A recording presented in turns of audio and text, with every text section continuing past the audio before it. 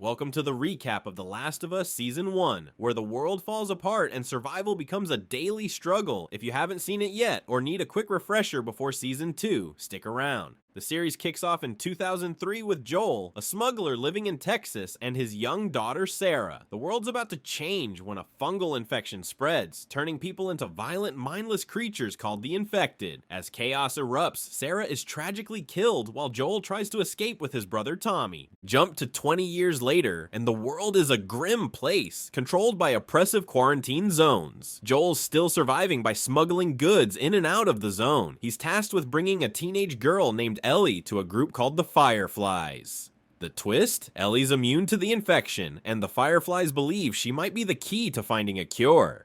Joel, reluctant at first, takes on the mission. In the end, Joel and Ellie escape the zone, heading into the dangerous infected world. It sets up the premise of their journey across the country, with a grim sense of danger around every corner. Joel and Ellie face their first big challenge as they leave the quarantine zone. Along with Tess, Joel's partner, they head out to find the Fireflies. Along the way, they discover just how dangerous the world has become. After encountering a group of infected, they manage to fight their way through, but Tess is bitten in the process. As Tess fights to hold off the infected to allow Joel and Ellie to escape, she reveals that she knows she's going to die. She makes them promise to finish the job and get Ellie to the Fireflies, even if it means risking everything.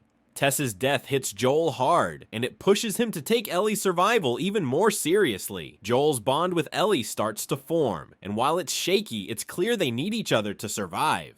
Meanwhile, the infected are shown to be even more dangerous than expected, with a growing sense of dread that follows them on their journey. Joel and Ellie head to Bill and Frank's house, friends of Joel and Tess. They continue their journey, encountering a well-constructed, abandoned home that hides an unexpected story. The episode shifts to a flashback, showing the backstory of Bill, a survivalist who has been living alone since the outbreak. He's prepared for the worst and turned his home into an impenetrable fortress. Bill meets Frank, a fellow survivor, and over time, the two form a bond, eventually becoming lovers. The episode spends a lot of time exploring their relationship, showing how love and survival intersect in this broken world. As time passes, Frank's health declines, and he asks Bill to help him end his life. Bill can't do it, but before Frank dies, he secretly puts drugs in their wine during a final meal together. The episode ends with them passing away in each other's arms. When Joel and Ellie arrive, they find the home set up with everything they need. Joel, now feeling more protective of Ellie, takes the supplies, along with a letter from Bill to help guide their way forward.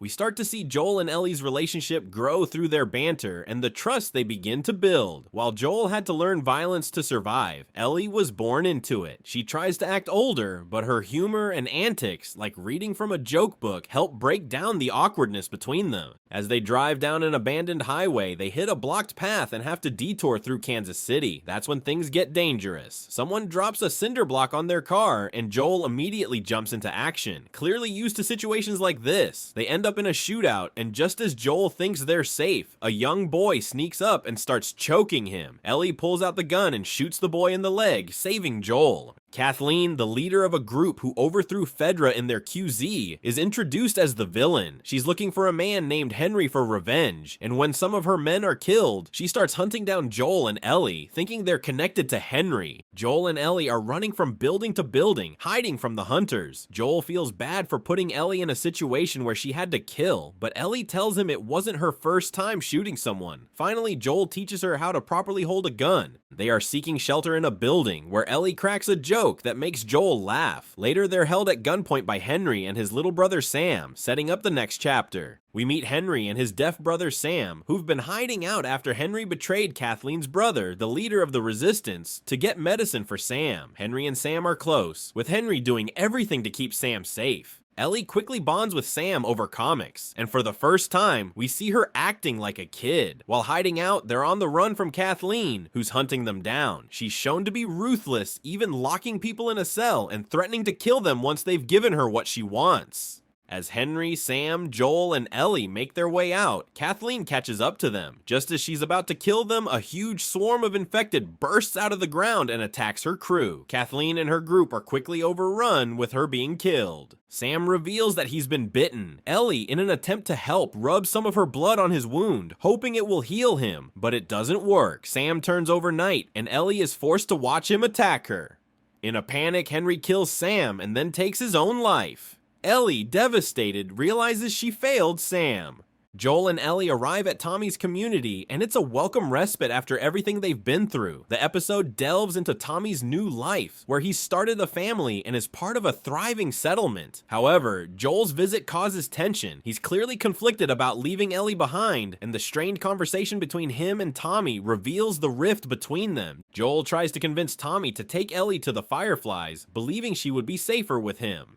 Meanwhile, Ellie, feeling like a burden, becomes upset and confronts Joel, demanding to know why he's pushing her away. It's a painful moment of honesty for both of them. After some back and forth, Joel makes the decision to continue their journey together, but there's an undeniable shift in their relationship, as they both realize just how much they depend on each other. At the end of episode 6, Ellie chooses Joel to take her to the Fireflies. On their journey, they stop for supplies and are ambushed by raiders. Joel is stabbed, but Ellie manages to save them both. The episode ends with Joel unconscious from his wound in critical condition. Episode 7 takes us back to Ellie's past, where we get to see what happened before she met Joel. We learn about her friendship with Riley, a fellow survivor she met in a quarantine zone. The two bond over their shared love for each other. Ellie and Riley explore an abandoned mall together. They have a blast checking out all the things in the mall, including an old photo booth, an arcade, and a carousel. They have fun, reliving childhood memories and being carefree for a while. However, things take a dangerous turn when they come across a group of infected. As they try to escape, Riley is attacked and bitten by one of them. Ellie, trying to help, ends up getting bitten as well. Both of them are infected. The two realize that they're both going to turn, and they share a final moment together. The episode ends with both of them sitting together, waiting to see what will happen as they face their inevitable fate, showing the deep bond they shared before the infection took hold. With Joel resting, Ellie goes hunting for food. After wounding a deer, it's discovered by David and James, who are about to take it back to their town. Ellie demands they back off and offers to split the deer if they let her take it. Tension builds as both sides are suspicious of each other. While waiting for James to return, David reveals a group member was killed by a crazy man traveling with a girl, likely referring to Joel in their previous encounter. Ellie panics when James attempts to ambush her, and a gunfight ensues. Ellie is captured by David's men, while Joel, still recovering, fights off his own attackers. David locks Ellie up, and when offering her food, she discovers a human ear on the ground, confirming that his group has been using the town's dead as food.